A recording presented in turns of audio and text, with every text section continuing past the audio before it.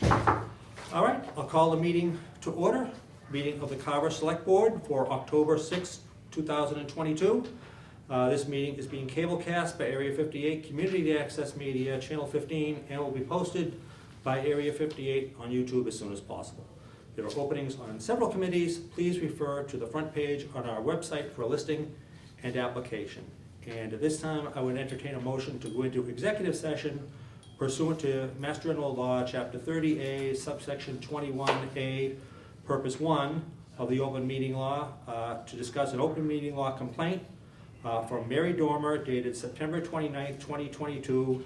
Acknowledge the open meeting law complaint against the Select Board, discuss the complaint, and authorize a response to the complaint. Votes may be taken. Make that So motion. moved. Okay. We have a motion. Second. We have a motion and a second. Ms. Ewens? Ms. Hewitt says aye. Mark Townsend says aye. John Carter says aye. All right, thank you. We are in executive session. Thank you. All right, I'll call the meeting back to order. Meeting of the Carver Select Board for Thursday, October 6, 2022. And at this time, we'll stand for the pledge. I pledge allegiance to the flag of the United States of America and to the republic for which it stands, one nation, under God, indivisible, with liberty and justice for all. Mr. Carter, would you read our community prayer? Sure.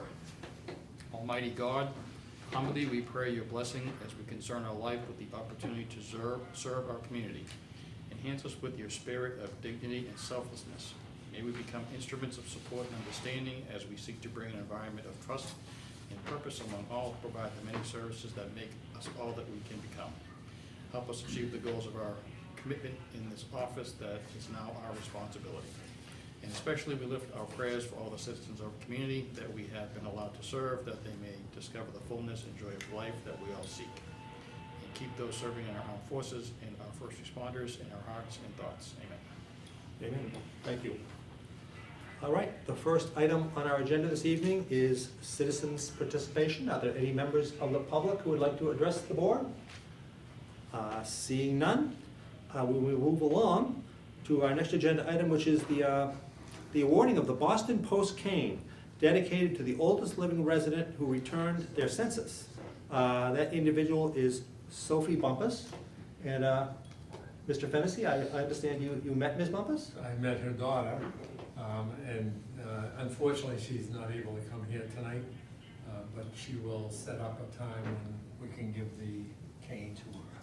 That's great. I hope you asked her what her secret is, because we all need the little, as much help as we can get. That's right, 103? 103 years, that's really incredible. Well, congratulations to Ms. Bumpus, and quite a story behind the Boston Post cane, I think, too. I think every city and town in Massachusetts received one at one time from the Boston Post, and I don't think that many of them have them left. So Yeah. at one point they've ended up in people's attics or They were different- given to somebody and they Never walked came off back, with it, yeah. So- But it's funny, Plainville, we have the original, and actually Kingston has the original too. Really Yeah, still in their possession, nice. so, yeah. Nice. Well, congratulations to Ms. Bumpus. Let's see, next on the agenda is the approval of the 2022 state election warrant. And I will read applicable parts of the warrant. So for precincts 1, 2, and 3, the Carver Middle High School, 60 South Meadow Road, Carver, Mass, on Tuesday, the 8th day of November 2022, from 7 a.m. to 8 p.m. The election will be held for the following purpose: to cast votes in the state election for the candidates in the following offices: Governor and Lieutenant Governor, Attorney General, Secretary of State, Treasurer, Auditor, Representative in Congress, Counselor, Senator in General Court, Representative in General Court, District Attorney, Sheriff, and County Commissioners. And in addition, there were four questions that will be on the ballot. Question 1, the summary. The proposed constitutional amendment would establish an additional 4% state income tax on a portion of annual taxable income in excess of $1 million. This income level would be adjusted annually by the same method used for federal income tax brackets to reflect increases in the cost of living. Revenues from this tax would be used subject to appropriation by the state legislature for public education, public colleges and universities, and for the repair and maintenance of roads, bridges, and public transportation. The proposed amendment would apply to tax years beginning on or after January 1st, 2023. Question 2, the summary. The proposed law would direct the Commissioner of the Massachusetts Division of Insurance to approve or disapprove the rates of dental benefit plans and would require that a dental insurance carrier meet an annual aggregate medical loss ratio for its covered dental benefit plans of 83%.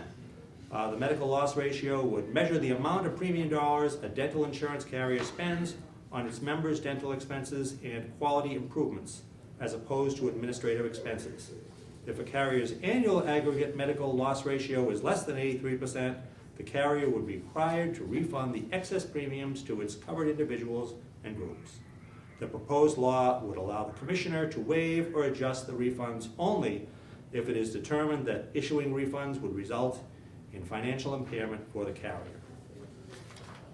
Let's see, question 3.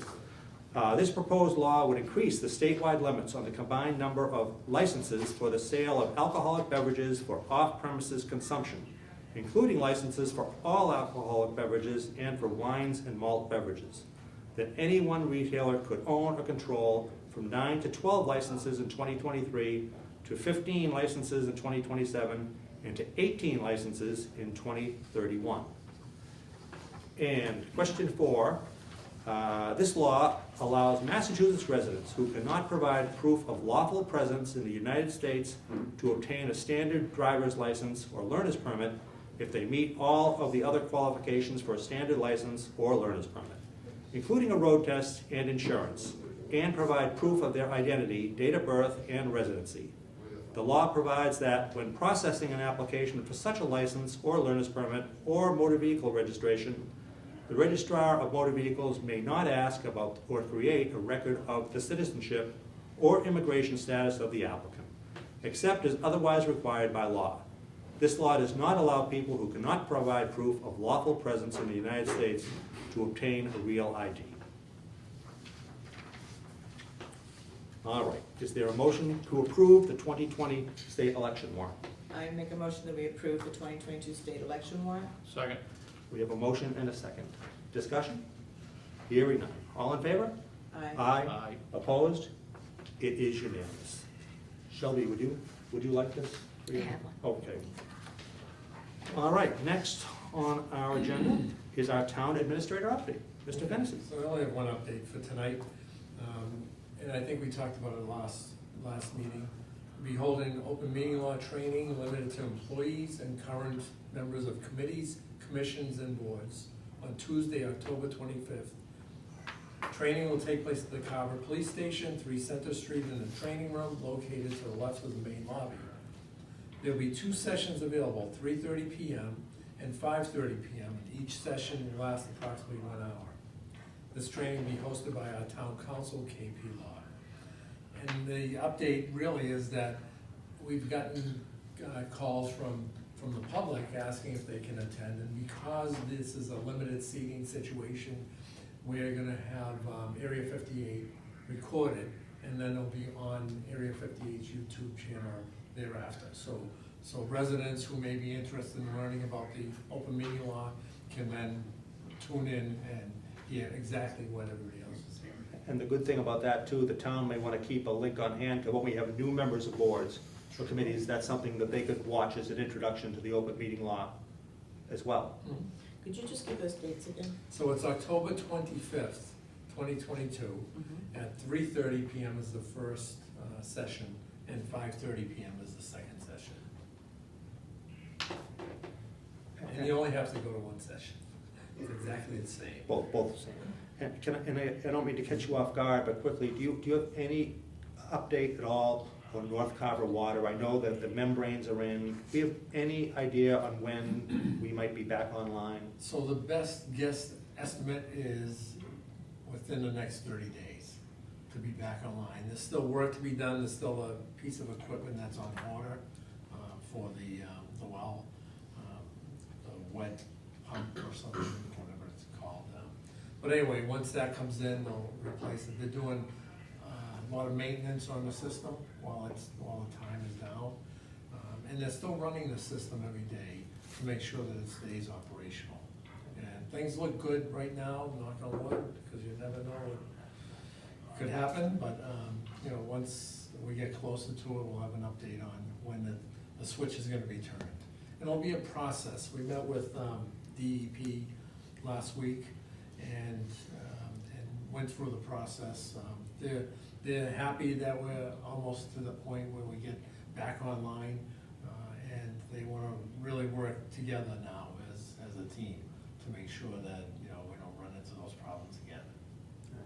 And just, you haven't, nobody from North Carver Water has reached out to you as far as needing any further assistance from the select board or No. nothing like that? So they have a full board now, and they had a meeting last week. What was that, earlier this week? And, you know, they're doing well. They have some expertise on the board, which is nice to have.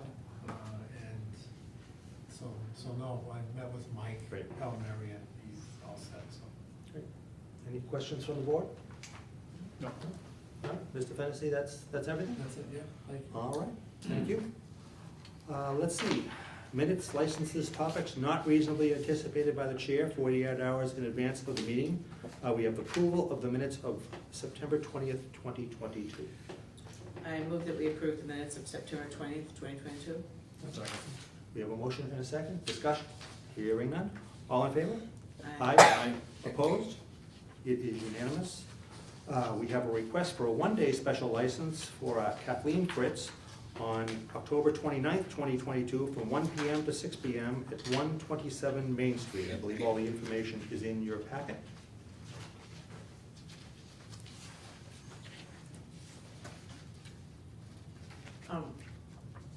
I'll make the motion for the purposes of discussion.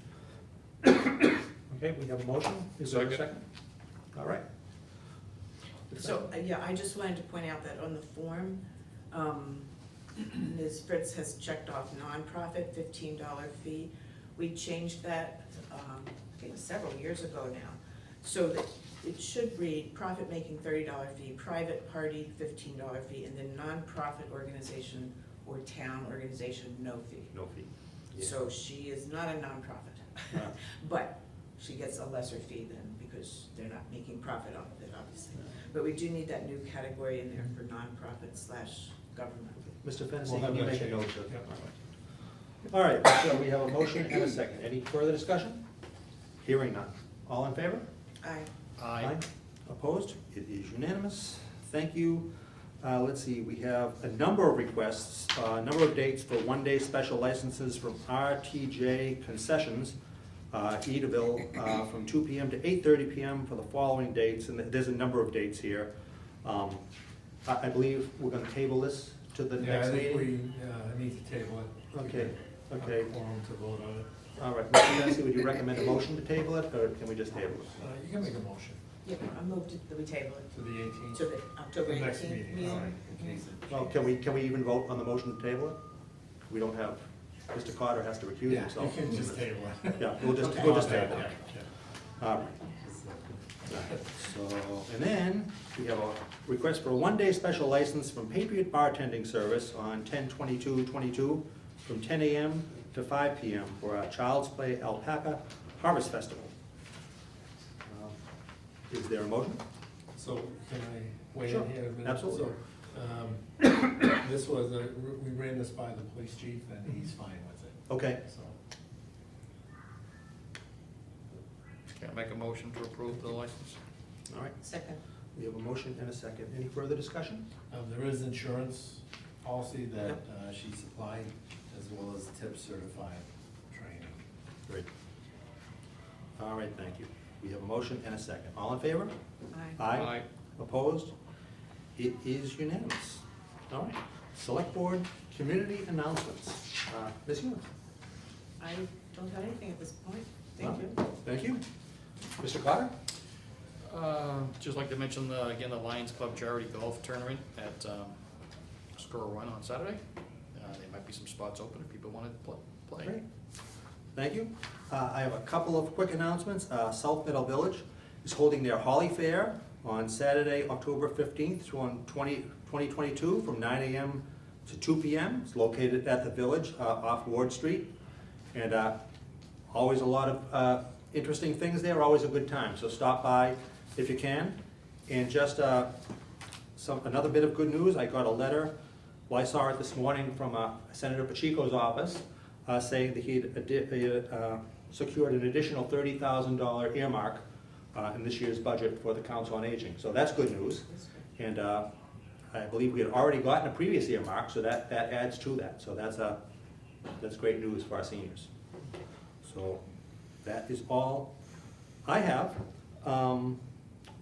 So at this point, we have a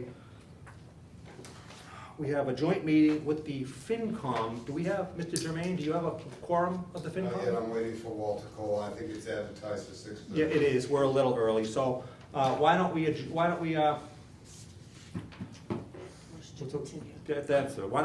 have a motion to continue our meeting until such time as the FinCom has a Motion to Has a- continue until the Finance Committee has its quorum. quorum. Thank you. All right, Second. all in favor? Aye. Thank you. All right, is everyone all set? We're set. All right. We're- All right, I'll call the meeting of the Select Board back to order. And Mr. Germain, would you like to call your board to order? Yeah, we'll call the FinCom meeting to order for October 6th, 2022 at 6:41. All right, great. Yes, Ms. Jones? I just wanted to make another announcement that I forgot to make at our previous edition of our meeting. I just wanted to remind people that Shane Gives Thanks Food Pantry is going to have an open house this Sunday, October 9th, at 128 Main Street, and it's going to be from 12 noon to 4 p.m. They are a couple of doors down from where they used to be, and it's a slightly bigger place, and they are giving tours. So please bring food and other donations, and their website is Shane Give Thanks. You'll find it. Thank you, Mr. Chair. Thank you. Mr. Cole, do you have anything to add to that? No, thank you, Jim. Thank you very much. All right, no, thank you. All right. This is a presentation from our town auditors, Powers and Sullivan. Thank you very much for joining us this evening. If you wouldn't mind introducing yourself for the folks at home? Sure. I'm Renee Davis. I'm the engagement partner on the town's audit. With me tonight is Danielle Bernard. Danielle was the senior auditor on the town's audit. And we're here tonight to go over the results of the fiscal year 2021 independent audit for the town. So, as you know, we're in fiscal 23, so as the way audits go, we're looking back at past information, right? So fiscal year 21 that we're going over tonight ended June 30th of 21. You've just ended June 30th of 22. We're gearing up to do that year-end audit in just a couple of weeks.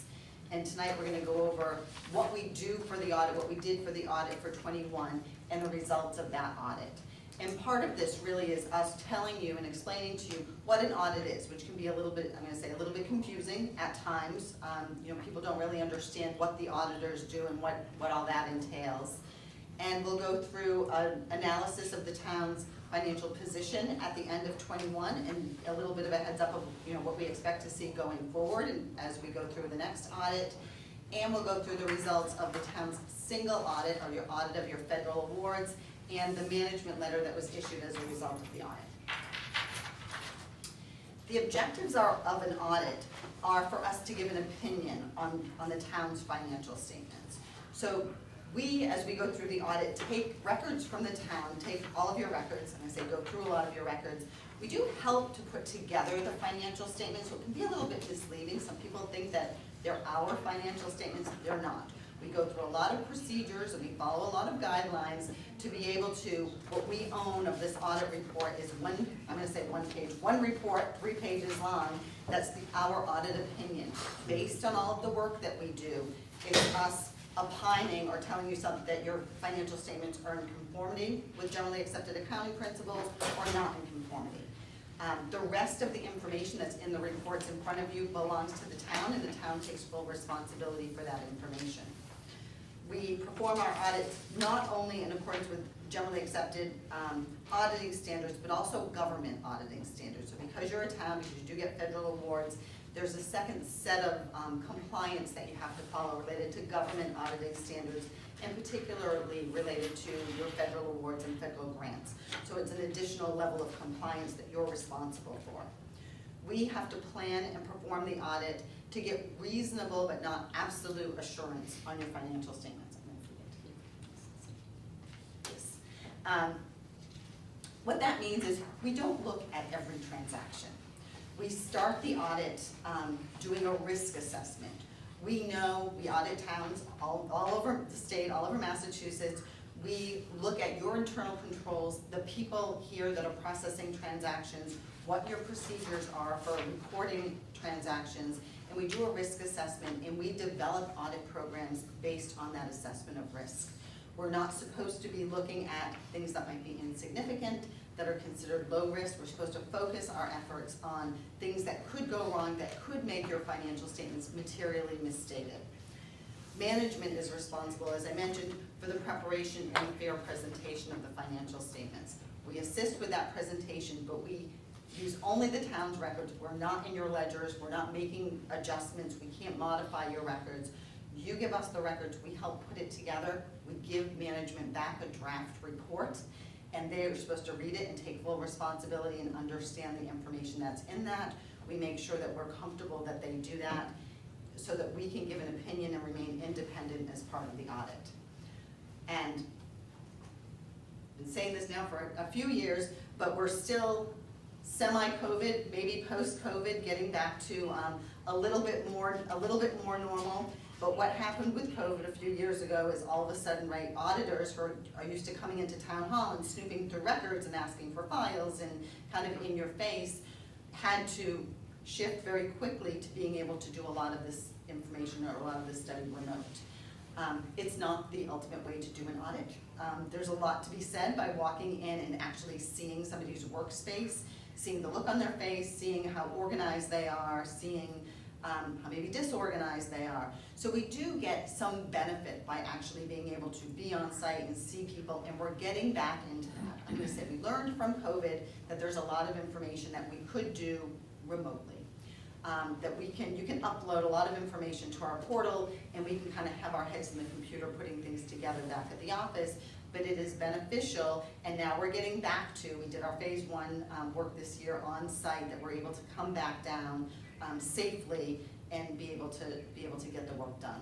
So new considerations, some things that happened with COVID is people very quickly learned how to have Zoom meetings or have remote meetings and to pay bills electronically, which maybe wasn't happening before. But those are risk factors for us, right? We have to be concerned that you may not have good policies and procedures, that you're paying the right people, that certainly everybody is susceptible or has some kind of risk of cyber attacks and cybersecurity. So we consider that as part of our audit plan.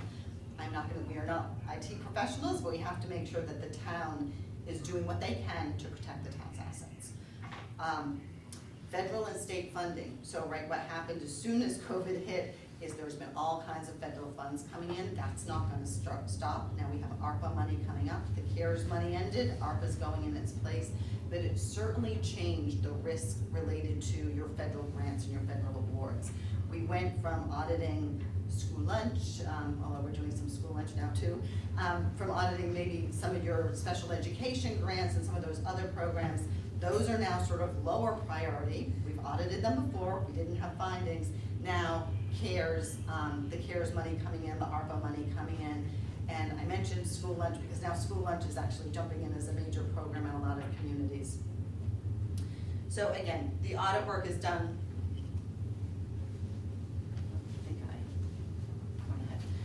The audit work was done both remotely and on site. It's a blend of information. So this is for fiscal year 21. The preliminary audit work was done and is always done by us, usually in the spring, usually before you close the books, and that's when we do our audit planning. So that's when we look at what grants you've gotten, we can assess what you're gonna have for major federal grants and start doing the compliance testing. Are you reporting accurately? Are you reporting on time? Are you spending the federal dollars in the way that you say you're gonna spend them? We can look at town meeting and make sure you have ledgers that are recording town meeting's budget the way it was voted, and that you have controls to make sure that your spending is in compliance with town meeting. We develop our audit programs based on that risk assessment. We look at the town's internal controls. Do you have some new staff? Do you have some new systems? Are they doing things differently? Who's approving the bills and the warrants? Who's making sure that cash collections or money collected by the town is actually getting deposited timely and reported accurately? And we're looking at your minutes, right? So we read the board minutes to see what's going on. We get confirmation from your legal counsel to see if there's any potential big liabilities or things that could impact your financial statements that should be reported. So that's always sort of done before year end, after town meeting, but before the end of the fiscal year. Then June comes and you start getting ready to close your books, right? So now people don't want us around so much because they're getting ready to make sure everything's balanced and your year end balances are all reconciled. So the treasurer and the town accountant go through a process to reconcile cash with the banks, the money that's actually undeposited, to what's recorded on the ledger, making sure any year-end cutoff entries are made, your payables are properly recorded, and there's a lot of entries that get booked only once a year in town. So things like sick and vacation accruals, OPEB liabilities, pension liabilities, capital assets. You don't do that on an everyday basis, not part of your budget, but it has to happen before we can come in to do the audit for year end. So typically we come in and do that in November, and for the 21 audit we started in November. So we started the work in November. We were able to prove out cash, get the bank statements, get the confirmations, and do all of that. There was transition in the town. There was still some reconciliations that were being made. So capital assets, again, that's a once a year kind of thing that has to happen. Some of the receivables hadn't been reconciled. So November, we didn't finish the audit. We actually didn't end up getting a final trial balance and finishing it till I'm gonna say early springtime. I think it was March by the time we got that. So we had done most of the single audit work. I think that testing was done. I keep looking at Danielle because she's the one that was here doing it. But this year a little bit delayed just because we weren't able to get some of that last minute information. I will say, not unusual. I'm gonna say post-COVID, things still, new grants, new requirements. If we remember what was happening, last year in January, ARPA had come out, the final rule was issued, so communities were trying to figure out how they were gonna spend all this new federal money and what they were gonna get for federal money. So the government actually, the reports that are usually due by the end of March didn't end up being due till September. So it was a pretty, I'm gonna say, regular thing that a lot of communities were a little bit delayed last year in getting these reports out. And, Can I ask a question? Sure. Just on timing, so this year now, what is an acceptable time frame? Close the books on June 30, you guys commit 30, 60, 90 days later. What do you expect, what's the typical time frame for an audit? our anticipation is we come in what, 3 weeks? Yeah, October 31st that week, I think. Yeah, so we come in then, we have every expectation that things would be sort of back to normal and we'd be able to. So if we're coming in then, usually we have a week of sort of doing the whole audit. There may be some catch-up things that have to happen within the next few weeks after that, but within a month after that, we should be wrapping things up. So that's the expectation if everything goes according to plan. We know that the pension numbers are available, right? So the things that can hold you up, like maybe if OPEB's not done, you have an actuary that you hire to do that, the timing of that can be an issue. If we don't have those reports, I'm not sure if we got that report or not yet. But we expect it to be a little bit more on schedule, on target this year. Thank you. So you think it'd be all done by November 30th?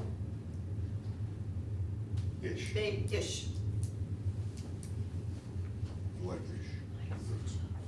So again, and not to go through this in too much, but the audit emphasis is really us understanding the town's internal control, what you do. We are not here to look at every cash entry or every payable. We test transactions. We look at things that we think might be risky, we look at things that analytically don't look right, and we test those things.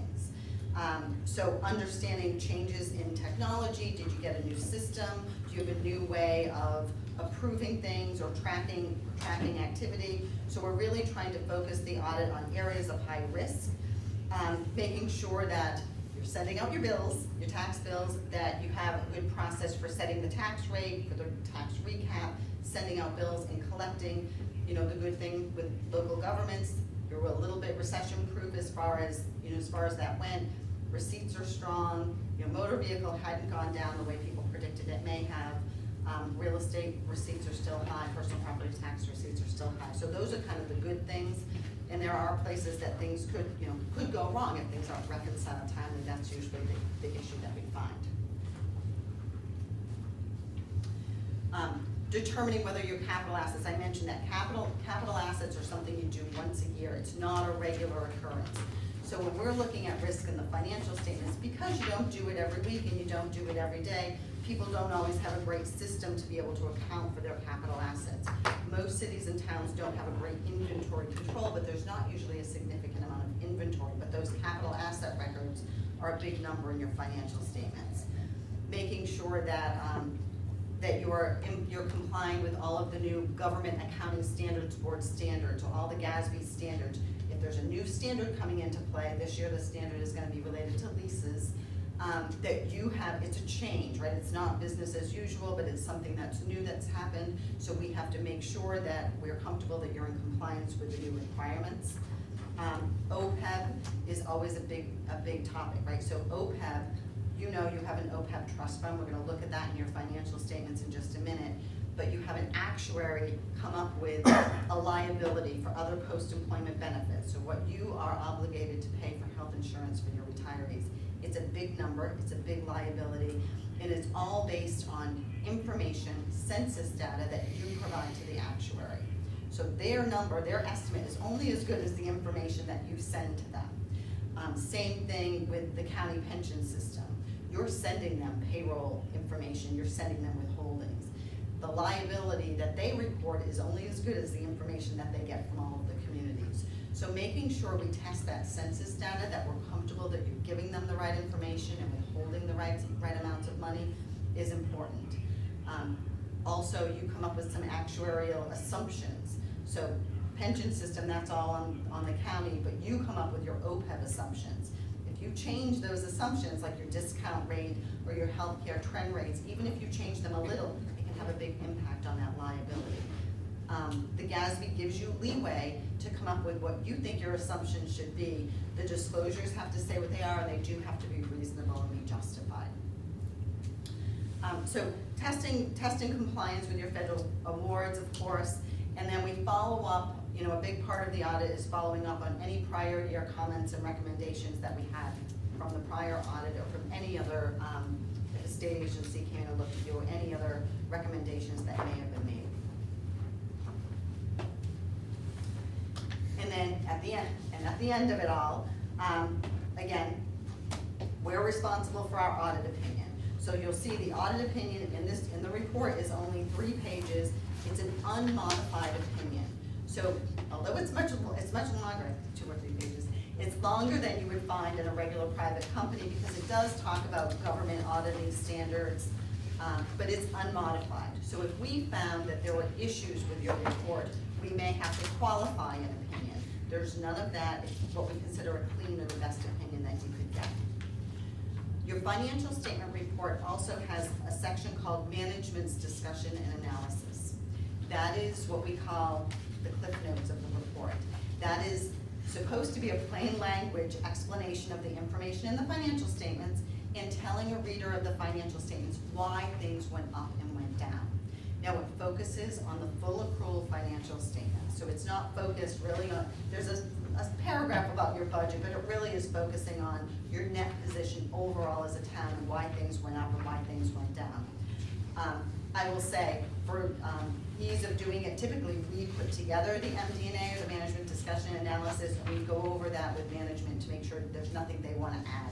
But it's pretty restrictive in what you can talk about. And then we get to the financial statements themselves. Now, government auditing standards, right, you have 3 different bases of accounting. I'm listing them all here, and then we can walk through it. The first part of the financial statements is all full accrual. So we have a full accrual statement of net position. That's your balance sheet. Has 2 columns, government and business type, which is your enterprise funds. The full accrual statement of changes in net position, that's your income statement. The modified accrual balance sheet, so that's your fund-based balance sheet, right? That's where you have general fund in 1 column. General fund for that purpose includes your stabilization funds. That's a GAAP requirement, there's no option there. And your modified accrual income statement, or your, your changes in your modified accrual by fund. You have your general fund, you have your any major funds are in separate columns, and then there's a total column for what are called non-major funds. Those are any other grants, special revenue funds, capital project funds, anything that didn't meet the criteria to have to be reported in its own column. There are reconciliations to get you from modified accrual to full accrual, which is, helpful, I think, for people that understand the fund-based statements but really don't know what those changes are. And then there's a separate set of financial statements for enterprise funds.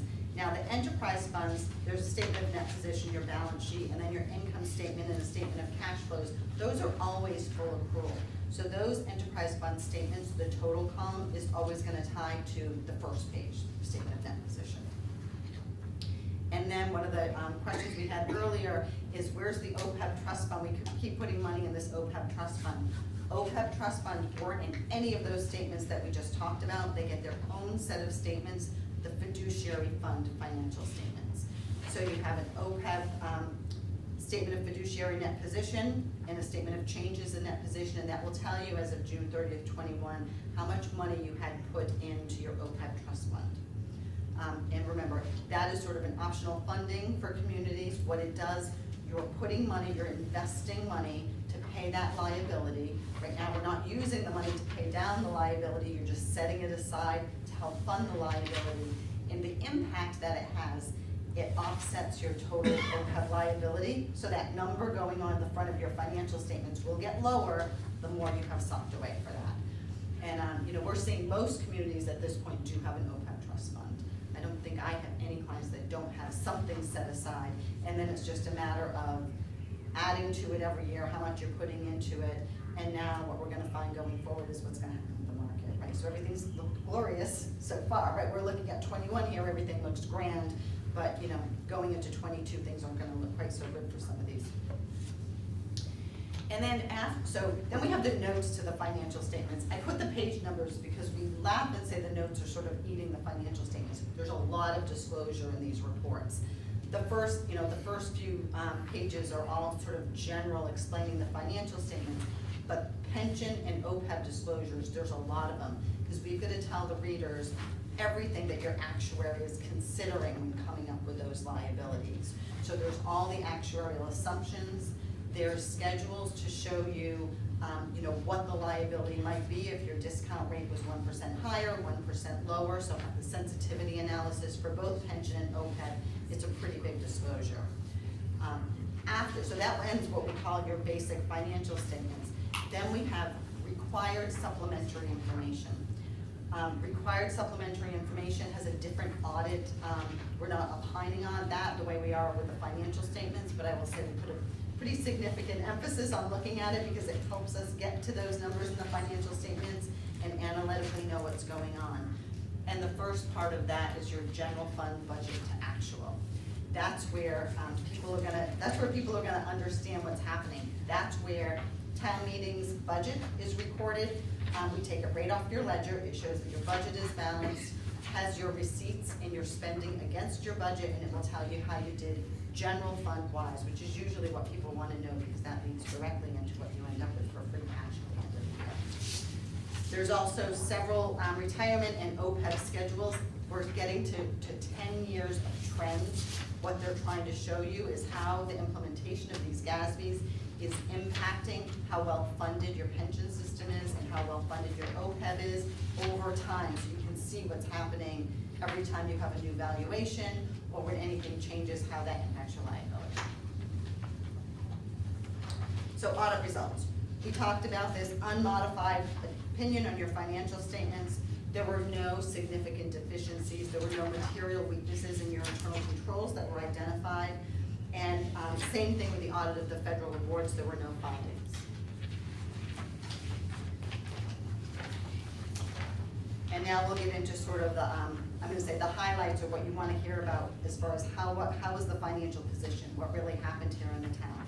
We talked about the MD&A already, and the general fund budget to actual, that's on pages 58 to 59. If you have the reports in front of you, so we know some people have the reports, I wanna look at that. The total budget for the general fund was just over $50 million.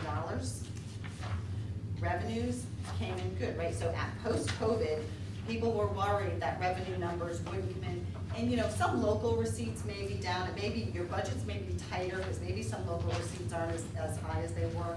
But overall, your revenues were higher than you budgeted by over $2 million. So we are still strong with motor vehicle, we are still strong with real estate and personal property taxes. Collections are still happening. That whole process, we're lucky in local government, and that is a little bit recession-proof. So far, I will say so far. Expenditures and your encumbrances against that budget were under budget by over $2 million. So this all leads into what you call, right, your bottom line, your general fund, that lead into building that number that you know of as free cash.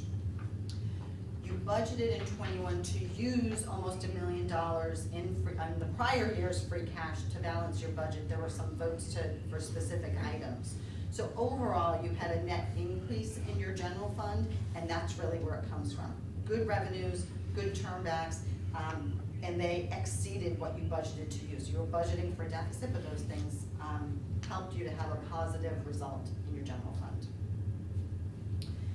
And the general fund, from the budgetary statements up to the modified accrual basis of accounting, pages 14 and 16, show that you had a general fund balance of $11.8 million. That includes your stabilization fund. So remember, when you look at that, that is not free cash. That has some money that you have saved for the town, rainy day funds, we like to call them. We try to look at your general fund balance. How healthy are you? Your general fund balance overall was 25% of your expenditures. So you think about how much do you have in your savings account compared to what you need to live or operate for a year. Your unassigned or unencumbered general fund balance was about 17% of your expenditures.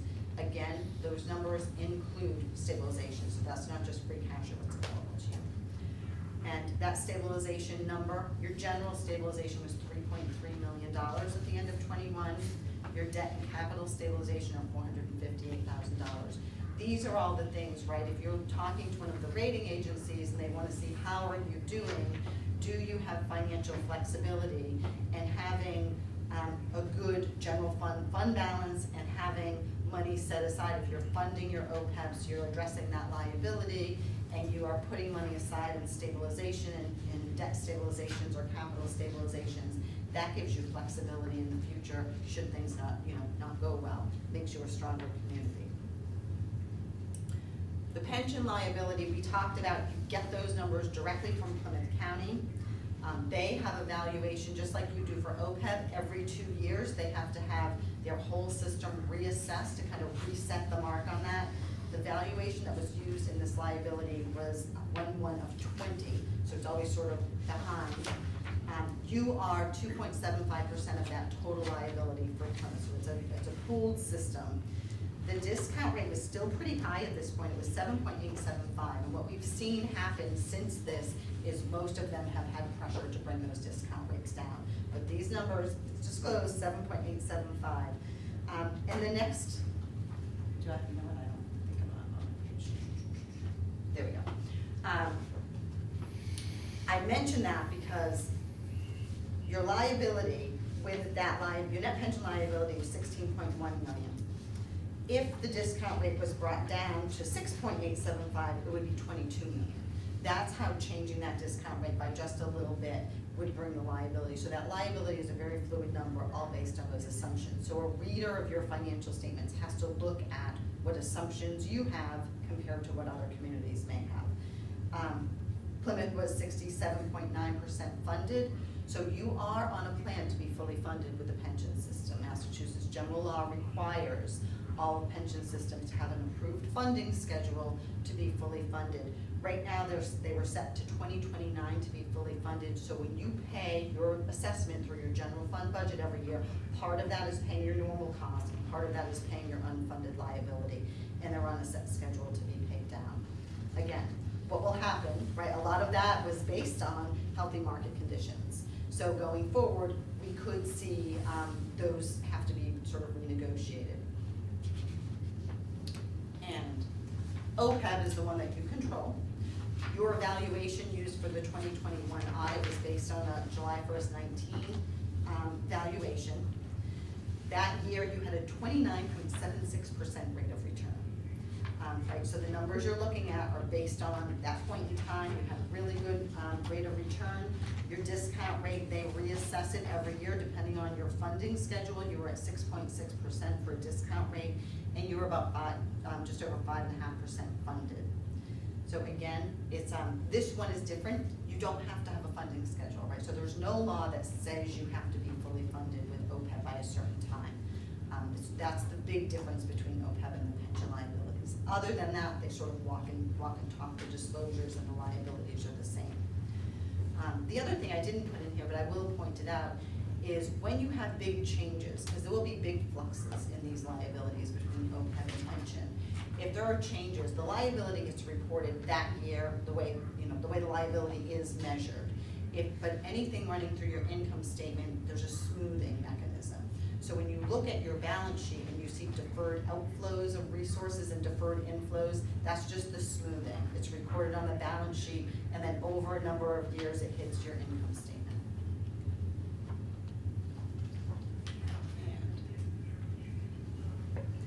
Your debt, right? So the other thing that we look at, you don't have, you have to budget your debt service payments. You certainly need to be concerned with how much you have going forward, what you've issued and what you have going forward, how much of your budget that's taking up.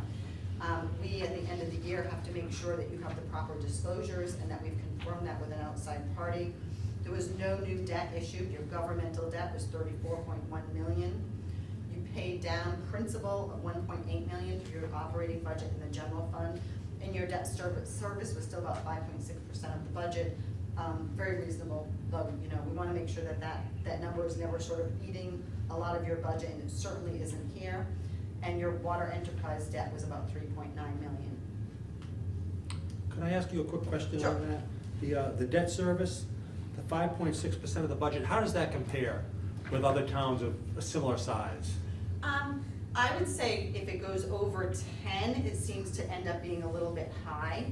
So we like to see it under 10. You don't want it to go too low typically, because that could indicate that you're not investing in your town, right? That you may be deferring capital costs. So the only thing I will say is sometimes if it's high, we like to say, sort of why is it high? Where there are certain things that sometimes there's good spending. For capital costs, I'd say it's reasonable, maybe probably slightly lower than average. Okay, thank you. But nothing concerning. And again, you want to make sure you have a good capital plan to say, when are things getting paid off? Are we reinvesting in the community? The footnotes do have sort of the outpayment schedule by year, and you typically would want to keep your debt service at a level percent of your budget over time, because if it drops and then you have to go out for debt for something, now you have to adjust your budget accordingly, and it can impact other areas of spending. Thank you. So capital assets, this is the big stuff. This is not intended to be inventory control by any stretch, but it's your new buildings, right? It's the place that we're in right now. It's all those new big buildings. Those are the big part of capital assets. It's your road improvements. New schools, new buildings. You had about $101.3 million in total governmental assets. They're depreciated on a straight line basis. So not inventory control, just a way to measure them at the end of the year. And again, we want to make sure that you have good methods for accounting for them? Do you have a good method for sort of taking things off once they've been replaced? That can get tricky with some of your roads, infrastructure, and things like that. Or vehicles, when vehicles are being disposed of, any big equipment that you have. There was 4.6 million in North Carver Water District Enterprise and 9,000, small amount, in Cranberry Village.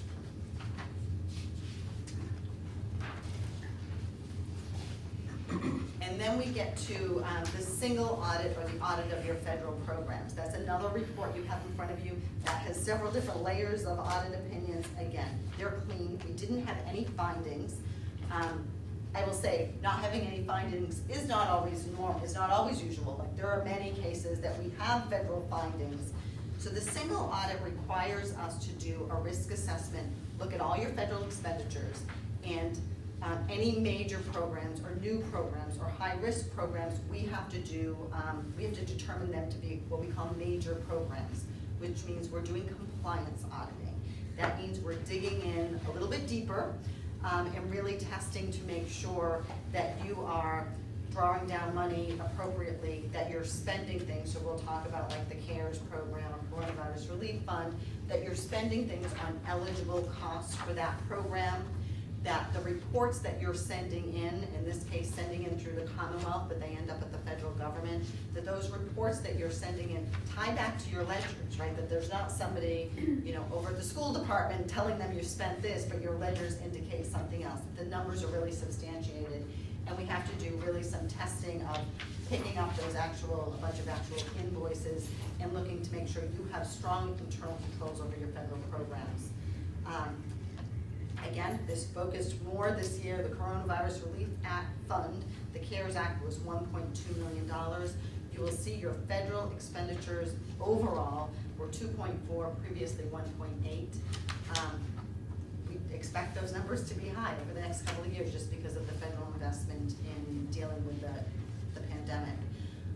I mentioned that school lunch is one that typically we have to do this year, right, Danielle?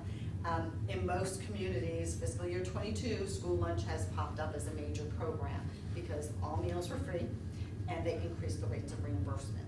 So all these communities that never had school lunch audited as a federal program, we're now having to go in and do major program auditing for school lunch, and that will happen here for 22. So we went through those processes.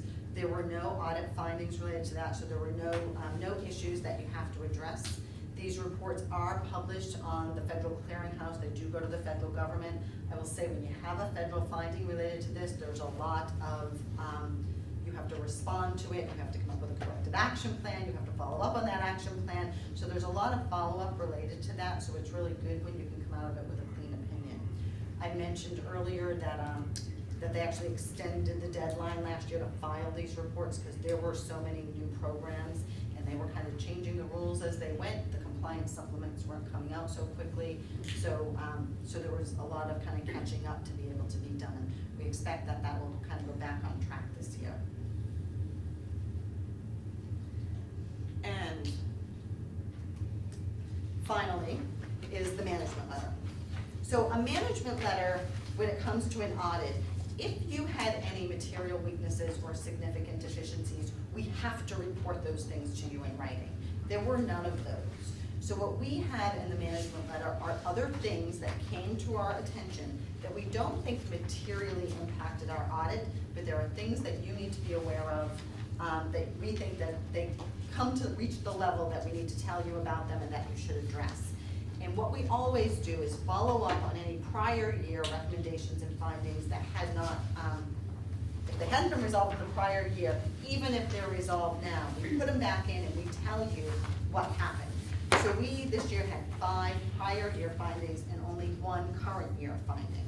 So the cash collections comment from the prior year is resolved. So we don't really need to go into that, the town did resolve it. The receivable reconciliation with North Carver Water District was only partially resolved, so there's still some work that management needs to be done on that. Management is aware of that. The housing loan receivable, there was a $21,000 ledger balance that was unsubstantiated. That's been around for a while, it's still unresolved. you know, again, management kind of has to focus on the big things, but these are things that we'll continue to go through until you tell us, hey, we think we're done with it, or we can see evidence that it's been resolved. Procurement card controls at the school department, they did implement a new policy and procedure, so that one is resolved.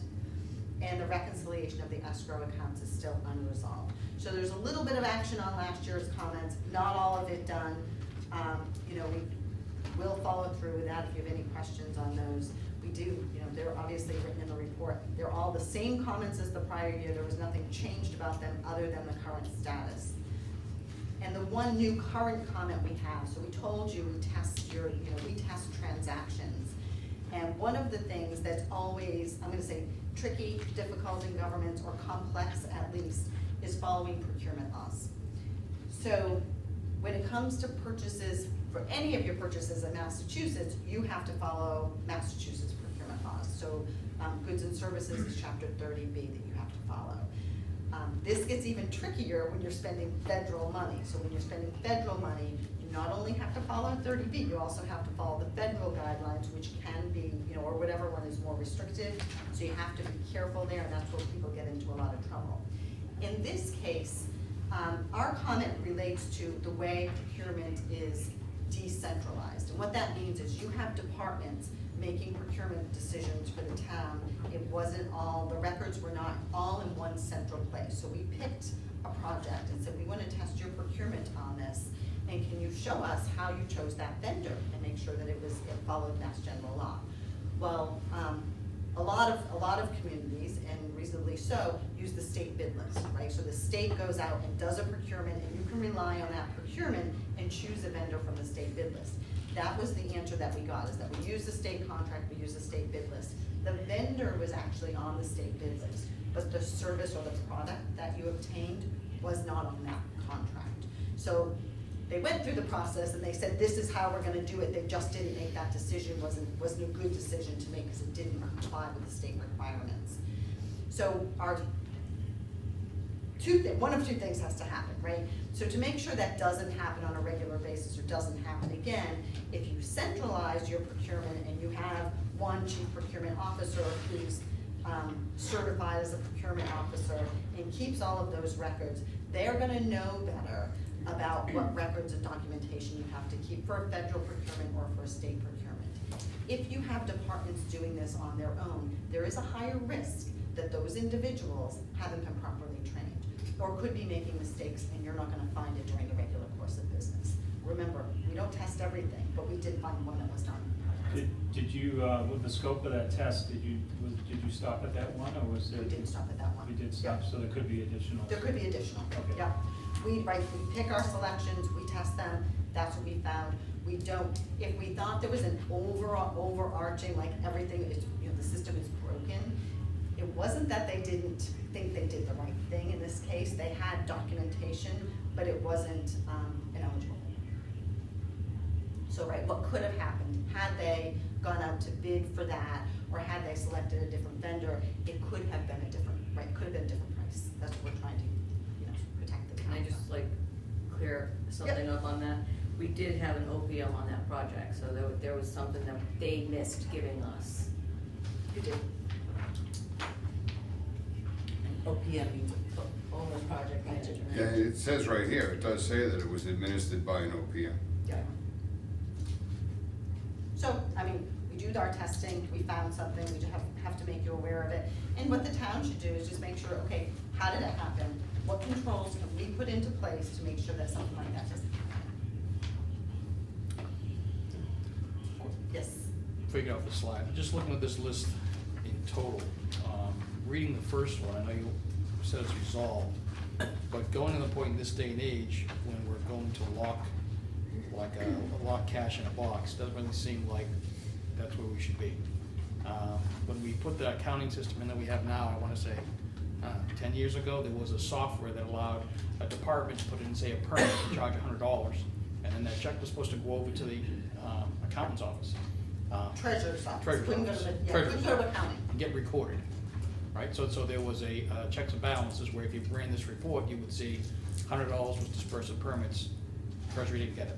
and vice versa. So are you suggesting, because I think I just want to make sure we're clear, they would go to Treasury to pay, right? They'd go to the treasurer's office to pay, but they'd go to the department. That's what they do now. Back in the day, when it was trying to isolate the issue, it seemed like permitting did their thing first, and they authorized the permit and charged a fee. Okay, so the intent was then that $100 check may or may not get lost, never got recorded by Treasury or whatnot. So permitting was gonna record it, that was to say something's out there.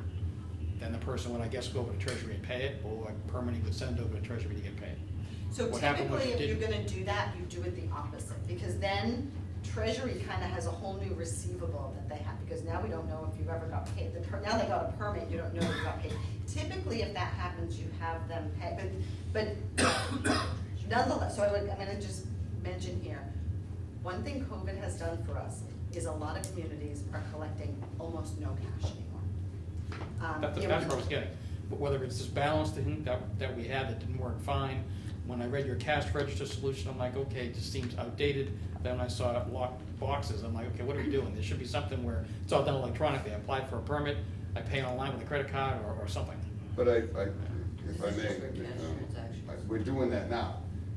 If you do something in town hall permitting, for example, you get sent upstairs to the treasurer's office with the amount you're supposed to pay. They write the check to the town of Carver, the treasurer gives you a receipt. You come back downstairs, hand the receipt, and permitting gives you the permit. This was just recently implemented. Gotcha. And that is the better, right, so that's. It's a usually pain in the what we neck, see. don't get me wrong. It's very inconvenient for the residents. Because they used to come into the window and giving their $10 for a beach sticker and walking out the door. Now they have to go upstairs and give the $10, come back downstairs with a receipt. Obviously, there was some grumbling about it, but it secures a cash system. And the issues that we were talking about here were not even really related to that, it was there were a few departments that were still collecting money, right? So That's that right. works in town hall, but what if there's a department that's not in town hall, that someone has to go in and pay, right? Are you gonna have your residents come to the treasurer's office, pay the treasurer, then drive down the street? Right. It's a kind of a cost benefit between the service that you're providing to those people and being able to control the money at the department Right, there needs level. to be a balance. And I will say, the money that's not collected at town hall is very, very small. Like, we're not talking about real estate taxes here, right? We're not talking about Yeah. motor vehicle. No. This is the small, little things. So you do wanna have kind of a cost benefit of how convenient do we wanna make it for our residents compared to the risk that something could go missing. So are we better off at those few little departments that are required to collect we're allowing to collect some money, to let them have a lockbox and turn over money and have a good receipt system, right? So that's sort of where we're at. I will say with the beach sticker things, most communities now are almost 100%, they're doing a lot online, right? So COVID taught a lot of people that maybe were apprehensive about paying for those things online, that it's very valuable for them to do it online. I agree. And it can save. Unfortunately, people get upset when you tell them there's gonna be a 4 or 5% surcharge because you walked in with a credit card. You know, I mean, I pay my excise taxes online, and it's 25 cents for the EFT for each, you know, you got 5 or 6 vehicles, it's no big deal, it's $1. But if that were 4 or 5% and I was putting the whole thing on a credit card, that adds up. It And we is. can't discount it because I get the flip side of that coin, Right, so. someone's paying. Someone's that. paying. Nope, I understand it. Does that answer your question? Nope, no, I just think we should have a best practices approach to it that is, that's not manual. Yeah, and I think that looking at what departments are actually collecting money and how can that be reduced or eliminated is probably the best thing. To have little or no cash, and if they're gonna collect checks or other forms of payment, that they have a good process for securing them, recording them, and turning them over quickly, because that's when things can go wrong. And again, we're not talking about the big things, there's no material weakness here. Sure. This is the small little Yep. things that we just wanna make you aware of. Mr. Fennessy, Ms. Moakwood, do you have anything to add to what was presented to us? Anything at all? Do you have anything? No. All right. Thank you. Sorry, another question. Yep, good, go ahead. I told you, didn't I? That's okay. The 21,000 that you talked about, what year did that happen? I don't know off the top of my head, but it's before I was here, so it's been around, it's been a number Okay, of so we years. actually issued out money to individuals that in our system, we can't tell you who that person was. That's what I'm reading, the same thing. And there's no I just mor- put a big star beside There it. was no mortgage, put on the property that said, hey, the town lent you money, or, So there's a number that's on the ledger, there's no support of who the people are behind it. Do you recall this ever being passed at town meeting, Sarah? Anything like this? The planning board would have had a program for homeowners? You guys have been around a lot longer than me. This is the first I've ever heard of this. It might have been the federal program where, trying to remember what it was called, we got a big, housing, There's like a home program, there's a. yeah, we got program. something from It's been- DHCD where it's it was been something, cleared. it was the Crystal Been cleared this neighborhood year. that we partnered with the town of Halifax. It was home rehabs and so on. That's So- probably what it It's was. zero this year. It's not gonna be there anymore. So it's Oh, I resolved? did the research and there's no outstanding receivable on it. So what can happen with those is a lot of the home, I'm gonna say mortgage assistance programs or homeowner assistance programs, after a number of years, they turn into grants, right? So sometimes there's a loan, we'll help you fix your house or fix your septic system or whatever it may be. And if you stay in that home for a number of years, the loan turns into a grant. But if you sell it within a certain amount of time, there's a lien on your property and you have to pay the money back. That was So- the DHCD grant that we got. Right, but you say that that's zero, so Yes, if it's no that's the longer. case now, and if the account was in fact zero, then this would become one That of would those that become was dissolved. resolved. Yes. Are there any other questions from the select board, John? on the audit in total, or just the Yeah, do you have more that you'd like to Nope, present? that's it for me, but I'll answer any questions you Okay. have on any of the reports. Just on the summary you had on the procurement issue that we had, I think you said something like someone should be placed with responsibility of monitoring, I guess, the bid list, the procurement. So I guess my question is, do we have that person in place yet? Yes, We do? yes, Who was it? Shelley. Shelby. And it was just And one, she's very one particular project. about it too. Yeah, and it was just the one project, John. Great. I will say procurement gets tricky because it's easy to say it was on the state bid list, the vendor was on the state bid list, or even like the item, but you really have to look at the state bid list to say, sometimes those contracts require you to still get 3 quotes, right? So there can be, you have to make sure you're complying with the requirements of the state bid list rather than just, it was there. And we find that that's not an unusual finding that we have. John, anything else? I'll let some other people talk. Sarah? Nope, I'm all set. Can I just ask you, as far as our stabilization fund? Yep. How do you find that our percentages there compare with other towns of similar sizes? What I will say with stabilization, I don't have, I will say, you can go on the Department of Revenue website, and you can see very clearly where you are compared to other communities. I didn't have a slide in on that, but I might wanna add that. You wanna make sure that you, and I'm talking about as a community, have a policy to say, here's our goal. We want X%, and it's usually tied to a % of your budget. And we do. We wanna make sure X% of our budget, we have set aside in a rainy day fund, and here's how we're gonna get there, is by putting so much a year till we get there. And if you're at that level, what do you use that for? I will say during COVID, we did have some communities draw on their rainy day funds. They said, ooh, we need money for certain, we had a recreation enterprise fund, let's just say, that had suddenly no revenue and they didn't wanna lay everybody off. They maybe used that rainy day fund that year, and they said, we're gonna use it because that's the purpose. It's a stabilization fund. We need to be stabilized now, we're gonna use it, and here's our process for funding it back up. As far as % of your budget, it's a different need for every community. You wanna make sure that you have enough financial flexibility, and it's a measure of, you wanna have all those things in place, right? You're funding all these good things, you're funding OPEB, you have a process for doing that, you have a policy for stabilization fund, you also have your general fund, free cash, unreserved fund balance, and items that you're willing to spend that on. So we're not using it to balance our budget, we're using it for one-time needs to maybe reduce the amount of borrowing we have to do. Questions from the FinCom? We did that. At the fall town meeting, we took a couple dollars out of the savings account, we put it right back in the spring town meeting. Yeah, So that's exactly what the account is for, and I think we're at 7.5%, I think we sock away, it goes into that particular account.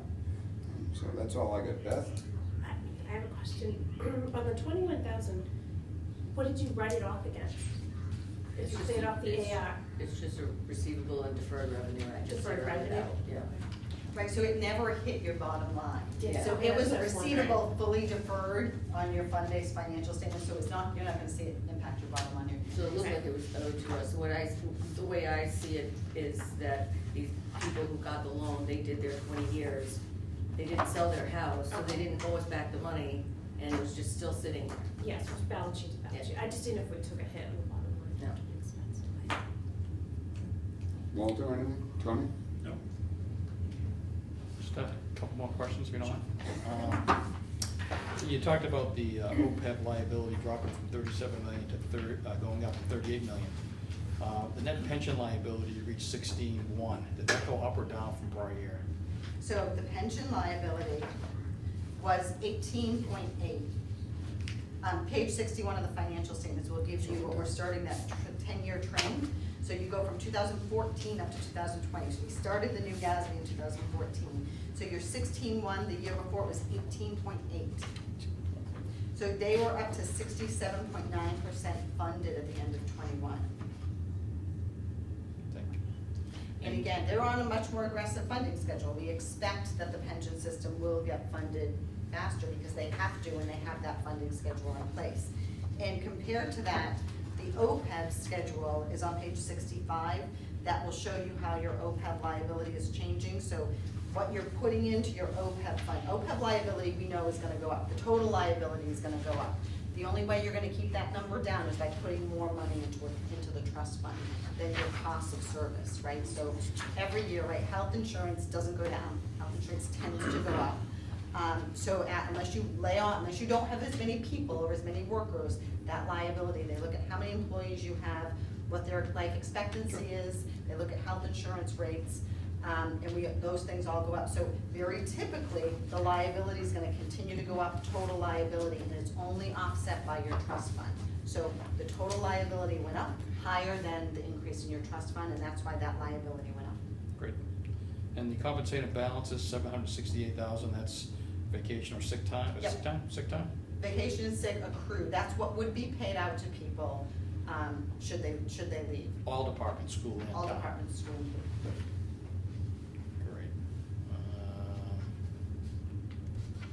think.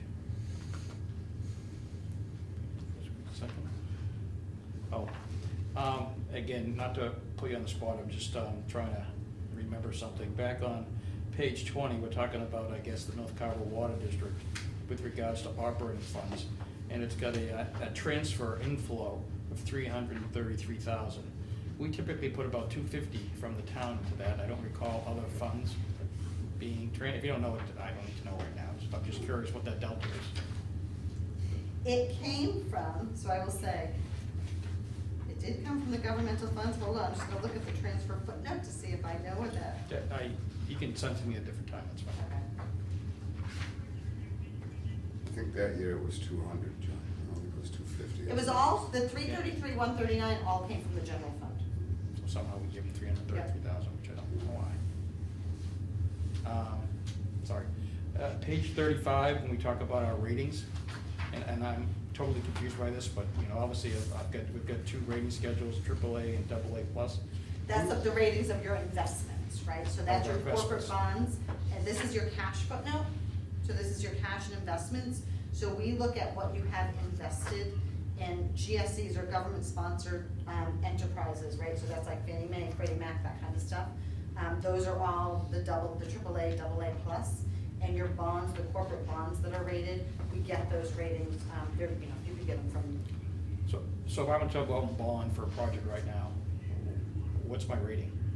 This is not your SP. That's what I figured. This is not. Is that here anywhere? No, this is not the town's, this is not the town's bond rating. That's the rating of the investments that the town has put your trust money in. Gotcha. Mr. Believe Fennessy, me, do you have an answer to what our current bond rating is? I don't know. Isn't it I on believe page it's 9? AA plus.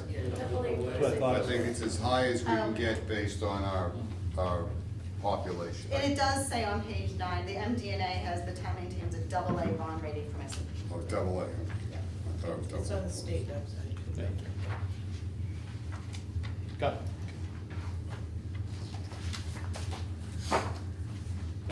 Good? I just want a question on the government funds section. I don't know if you want to go Yeah. there yet. No, go right ahead.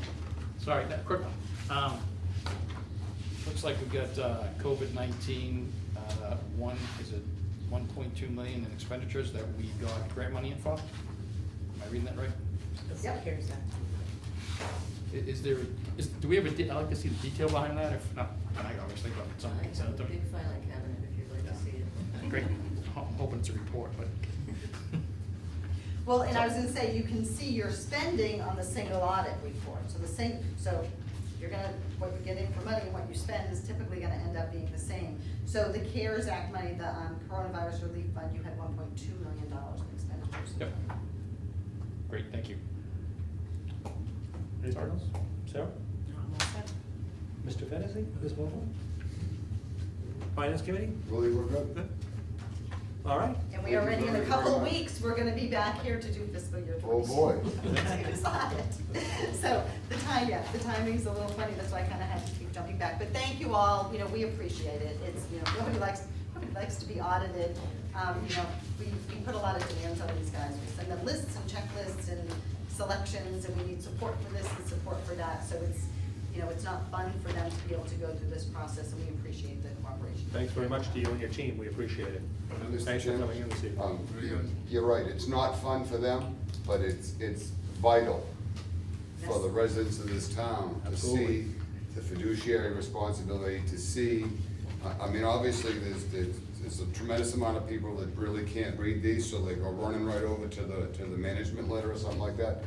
But these numbers come out good, the bond ratings look good, they see we have some money in reserve accounts, and they feel a little more comfortable that we're spending their tax money wisely. Aside from the occasional Yeah. pizza party.